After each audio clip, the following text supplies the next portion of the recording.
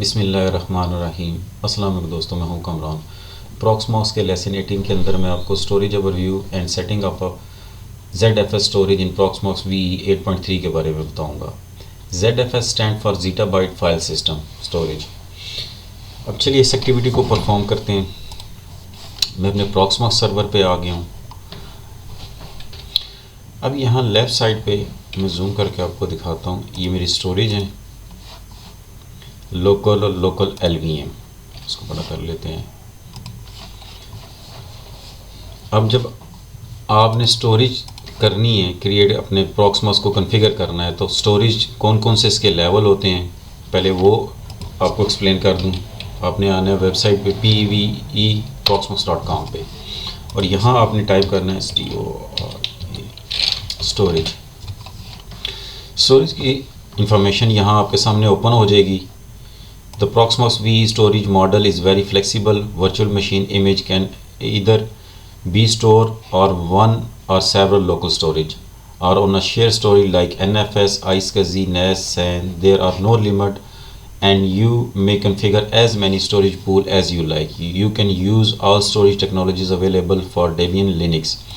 One major benefit of storing VMs on shared storage is the ability to live migrate running machine without any downtime, as all nodes in the cluster have direct access to VM disk image.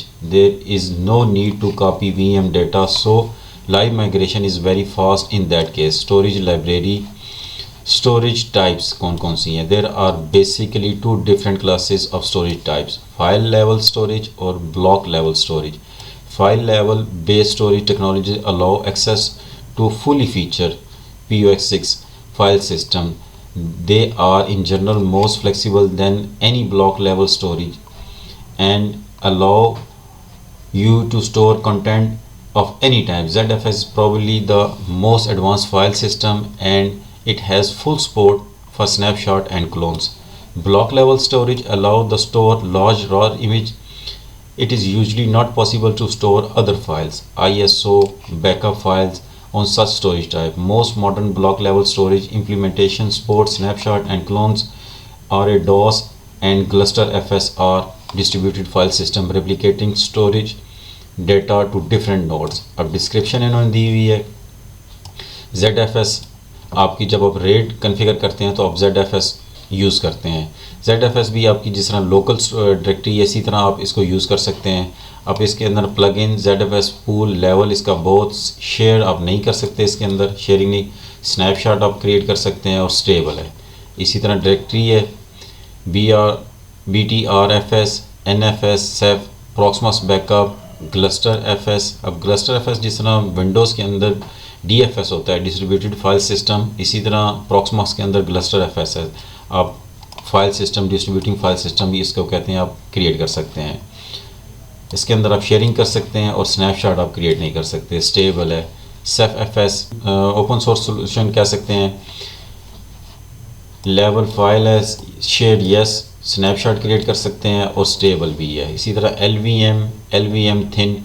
अच्छा, LVM वो कुछ लोग जो beginners होते हैं वो अपनी partition को LVM पे रख लेते हैं जब वो स्नैपशॉट क्रिएट करते हैं, क्योंकि ये सपोर्टेड नहीं है स्नैपशॉट को। LVM यहाँ से आप देख सकते हैं ये सपोर्टेड नहीं है, तो जब वो स्नैपशॉट क्रिएट करते हैं तो उनको प्रॉब्लम आती है, उनको एरर मैसेज आता है, the guest operating system not supported for snapshot.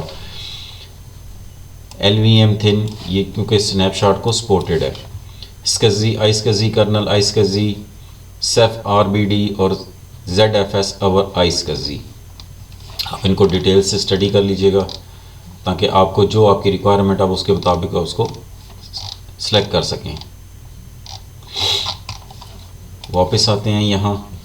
ये तो थे स्टोरेज के डिफरेंट लेवल्स जो आपने देख लिए। अब आते हैं ZFS सेटिंग पे। तो आपने प्रॉक्समॉक्स पे आ जाना है और यहाँ आपने जूम कर लेता हूँ।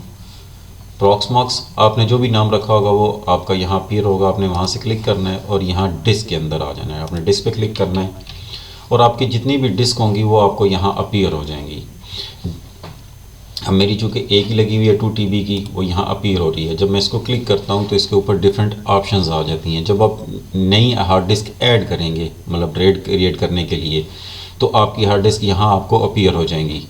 अब जो भी उनका साइज़ होगा 1 TB 2 TB या उससे भी बड़ी आप हार्ड डिस्कें लगाते हैं तो वो यहाँ आपको अपीयर होंगी। अब इसके ऊपर ऑप्शन है शो स्मार्ट वैल्यू।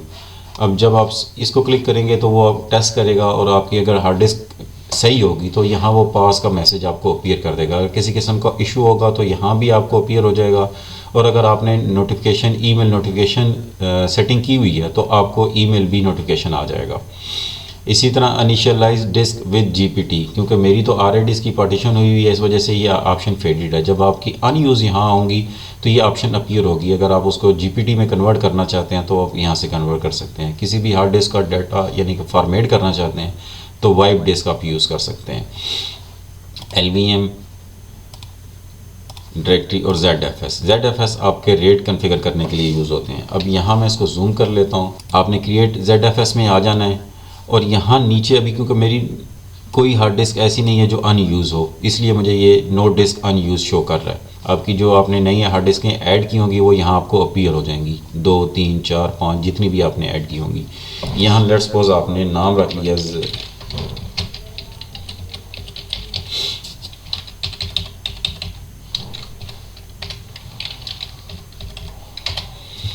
कुछ भी आपने नाम रख लिया। अब रेड लेवल क्या है, सिंगल, यहाँ मैं क्लिक करता हूँ single mirror red 10, RAID Z, red Z2, red Z3 और D रेड 2, D रेड 3। अब सिंगल डिस्क ये मैं आपको एक्सप्लेन करता हूँ, इसको बड़ा कर लेते हैं और यहाँ मैं पहले जूम करके आपको दिखाता हूँ। ZFS is not compatible with disk backed by hardware RAID controller for detail see reference documentation. हम इसको क्लिक करते हैं, इसको बड़ा कर लेते हैं। ZFS on Linux, ZFS is combined file system and logical volume manager design by Sun Microsystem. General ZFS advantage, अब ये इसके एडवांटेज दिए गए हैं। Various RAID level, RAID 0, RAID 1, RAID 10, RAID Z1, RAID Z2, 3 और इसी तरह D rate. अब रेट 0 क्या है, आपका स्ट्रिपिंग है। रेट 1 आपका मिररिंग है। रेट 0 और 10 आपका 0 और 1 का कम्बिनेशन है। इसमें रिक्वायर्ड एटलीस्ट 4 डिस्क आपको चाहिए। रेट Z जो आपका हम जिसे नॉर्मल ज़बान में रेट 5 कहते हैं, यहाँ रेट Z इसको ये रेट Z कहलाता है। अब इसमें रेट Z1 में आपको single parity required at least 3 disk. RAID Z2 अगर करना चाहते हैं तो आपको double priority required at least 4 disk. RAID Z3 configure करना चाहते हैं तो triple priority required at least 5 disk आपको चाहिए होंगी। इसी तरह लोकल ZFS आप अगर पूल कॉन्फ़िगर करते हैं तो फिर आप इस कमांड से आप उसका स्टेटस देख सकते हैं, Z पूल स्टेटस। अब नीचे आते हैं D वाले, क्या चीज़ है, ZFS D रेड, ये आपका हॉट स्पेयर है। D RAID D clustered the hot spare drive participate in the RAID, their spare capacity is reserve and use for rebuilding when one drive fail the previous depending on the configuration, faster rebuilding compared with RAID Z, यानी कि rate 5 से अगर उसे compare करते हैं तो ये उससे फास्टर है in case of drive failure. Same उसी तरह D रेट 1, इसमें आपको required at least 2 disks, 1 can fail before data is lost. D RAID 2 required at least 3 disks, 2 can fail before data lost. RAID 3 में required at least 4 disks, 3 can fail before data loss. वापस आते हैं यहाँ जब आपकी hard डिस्कें होंगी, आपने जो भी RAID level striping, mirroring, RAID 5, RAID 10, RAID Z जो भी आपने कॉन्फ़िगर करना है आपने उसको सिलेक्ट कर लेना है और यहाँ से डिस्कों को सिलेक्ट करना और क्रिएट कर लेना है।